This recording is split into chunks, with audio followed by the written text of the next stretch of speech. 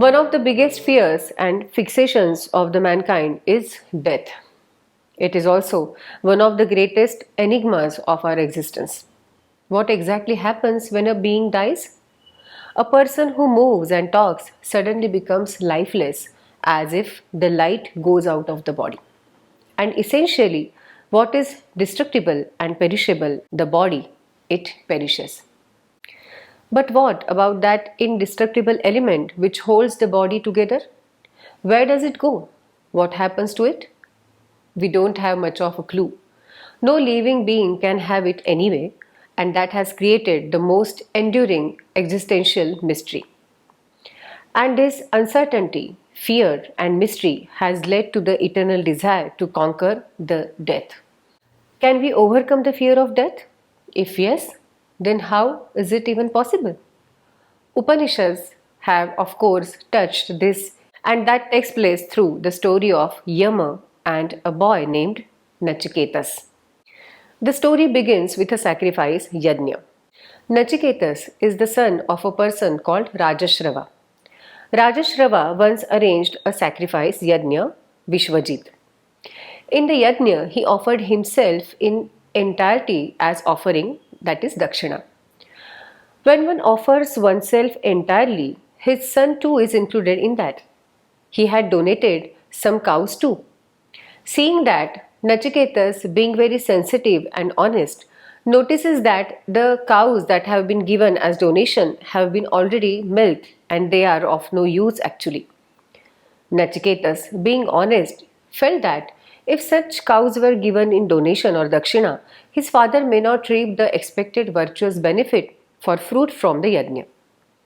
He could be punished instead. So Nachiketas asks his father that why was he donating such feeble cows, as Nachiketas was also a part of him. Whom would he be donated to? When Nachiketas asked this for the first time, his father ignored him. But when Nachiketas asked this second or even third time, his father got angry and said, "I am going to donate you to death." Actually, this reaction is purely given in anger because, come to think of it, no father would ever give his son to the death, Mrityu.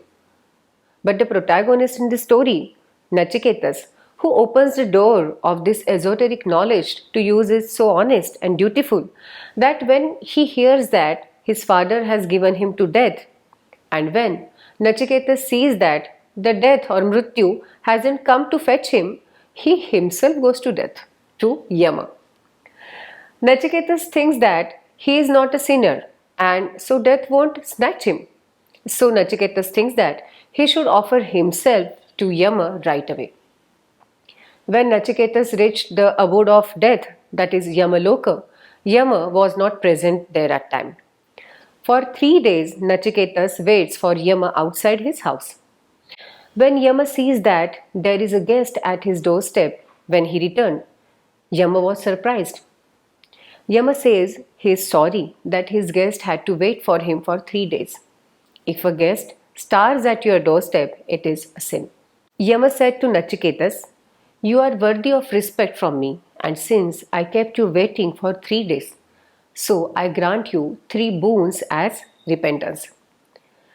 Now, Nachiketas is a virtuous son of a person who has actually donated dry cows. So, Nachiketas knows very well that his father does not have control over his anger, because of which he had been donated to death. So, the first boon Nachiketas asks for is that his father's anger should vanish. His heart should become happy and his father should welcome him with love when he would go back. This shows how different Nachiketas is from common man. This was the first boon. Then there is knowledge. Actually, any sacrifice or yajna is performed with some desire in mind. Vishwajit's sacrifice has already been performed. Nachiketas is the son of such a man who performs yajna to fulfill desire. But Nachiketas' desire is only for knowledge, jnana. So his second boon also is testimony of his love for knowledge. The entire theme of Vedas revolves around sacrifice or yajna, And so Agni has great importance. Worship of Agni is very important, and so Nachiketas asks for the second boon, that he should get complete knowledge of Agni. Yama agrees, saying that Agni is the backbone of the world and is mysterious, and I will give you complete knowledge about Agni. Moreover, Agni will later be known by your name. Now is the time for asking third boon. So Nachiketas asks an important question here to Yama. He asks, what happens actually when a person dies? People say that the Atman remains, but what does it actually mean? So Nachiketas asks for knowledge of Atman as his third boon. Yama is now in a fix. He doesn't understand how to give coveted and complex Atmajnana to a young boy like Nachiketas. So Yama says that even gods are in confusion about this, and you have asked me to give this very difficult knowledge. So Yama asks him to ask for something else. He says, Nachiketas, rather than asking for this knowledge, why don't you ask for a life of 100 years or ask for progeny that would live for 100 years? You can ask for cattle, wealth, kingdom of the whole world, or any other such thing that would fulfill your desire. However, Nachiketas is obstinate and doesn't leave his demand. He notes that wealth is momentary and hence not important. There is a mantra which means man is always confronted with Shreyas, something that is beneficial, and Preyas, something that is likable. An intelligent person always chooses Shreyas, but a dumb, ignorant person always prefers Preyas for smooth running of life. So Nachiketas says that wealth or kingdom are of no use to him. He insists on getting Atmajnana. So what is reaction of Yama on the answer of Nachiketas? Yama obviously first praises Nachiketas for his maturity, that he understands the difference between Shreyas and Preyas and chooses Shreyas over Preyas. Then Yama says that he would give him that knowledge which is discussed in all the Upanishads. Yama tells him that the essence of everything is Omkara. Om is known as Akshara Brahman. Knowledge of Akshara Brahma leads to knowledge of Atmajnana. There are discussions in all Upanishads about the importance of Pranava, that is Omkara. After this, Yama tells Nachiketas about Atma Swarupa and the difference between Atma and the body. 4 to 5 very important mantras are quoted for this. Atma never takes birth nor does it die. It is not created from something and its form never changes. All this comparison is with the body. The body takes birth and it dies. Body is created from parents, from different koshas, the sheaths, and it keeps transforming. Various changes take place in the body from childhood to old age. As against this, Atma is not created from anything and it never changes. Hence, it is Aja, birthless, Nitya, eternal, Shashvata, permanent, Purana, ancient, and hence, even if it is in destructible body, it is non-destructible. That which does not die in a body that dies is Atman. Body dies, not the Atman. This is about the form of Atma. Atma is understood by him whose organs are satiated and whose grief has vanished. Only he who is just Anandamaya, full of happiness, can understand the Atman. The last piece of advice by Yama is the famous quote, Uttisthata Jagrata Prapya Varan Nibodhata. This is found in the story, which means get up, wake up, and going to a guru acquire the Atmajnana. Thus, what exactly happens at death is that body dies but not the soul or self. The relation in Atman and body, the chain of organs, mind, intellect, and Atman, and how one should reach Atmajnana is explained in this story. It also underlines the importance of master-disciple tradition. He who really seeks knowledge cannot be lured by anything else. And a Phalashruti, the fruit of listening to the story, is also given to this story. Nachiketa's upakhyana, or the knowledge that of Nachiketa's story is heard by people, they too would become wise. So, this is Yama-Nachikaeta's story. We get to know about death, Atmajnana.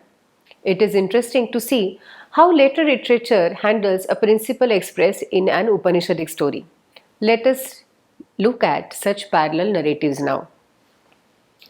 In the story of Yama-Nachiketas, his father has donated his son to death. Does this mean he will die?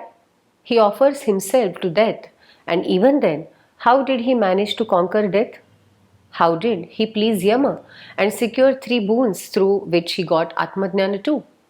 This shows that Nachiketas has won over Yama and thereby death.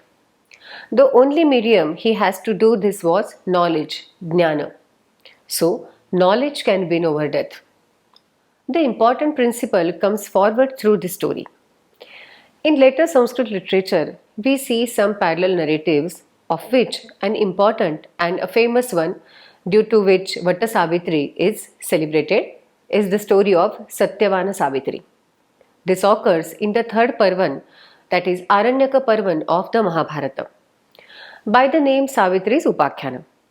In this story, due to her love for her husband, she stops Yama, the death. In this story, due to her love for her husband, Savitri stops Yama. There is a reference there in a shloka, Angushtamatra Purusha. When Yama is snatching away Satyavana's life, what he is actually doing is freeing the thumb big soul that is stuck in the bonds of the body, so that he can take it away. Yama pulls that soul, that is Angushtamatra, out, and as a result, Satyavan's body becomes lifeless. After this happens, Savitri starts arguing with him, saying she will accompany her husband wherever he goes because that is the only purpose of her life. Savitri is astute and articulate. Yama gives in to her love and her intellectual argument. Yama is pleased with Savitri's talk and tells her to ask for a boon. Savitri, a very clever woman, asks for her father-in-law's lost eyesight, lost kingdom, and lastly, she asks for Satyavan's life too. Yama blesses her with all the boons and Satyavan comes back to life. Here, Mrityu or death is won over with love. Another story that occurs in Puranas is that of Markadeya rishi. A rishi named Mrukandu is childless. He performs penance, and when Shiva tells him that he has two options, he will either get an extremely intelligent son but who would live only for 16 years, or he would get a dumb son who would have a long life. Mrukandu, being a sage himself, knows the importance of knowledge and so asks for a son with a short life. When his son Markandeya is born and gets to know this fact, he tells his parents that it is okay. When the day of his death arrives, he, being a staunch devotee of Shiva, goes to the Shiva temple and sits there quietly, embracing the Shiva Linga. Beautiful relation between God and devotee is seen in this story. Markandeya is very sure that his favorite god is with him. Even Yama cannot do anything to him. When the time comes, Yama reaches there and begins to take his soul away. He throws his trap over Markandeya, but since he is embracing the Shivalinga, the trap covers both the Shivalinga and Markandeya. Due to the pull, the Shivalinga cracks and Shiva appears there. Furious with Yama for taking away his devotee, the enraged Shiva kills Yama. However, he has to bring Yama back to life again to maintain the balance of the worldly cycle of Janma Mrityu, the cycle of birth and death, the cycle of growth and decay. Markandeya Rishi, however, is saved. Both having conquered death, Markandeya and Shiva are both thus deemed Mrityunjaya, and Shiva is hence called Mrityunjayeshwara. The important point here is in the story of Yama-Nachiketas. Nachiketas wins over death by the power of knowledge, that is jnana.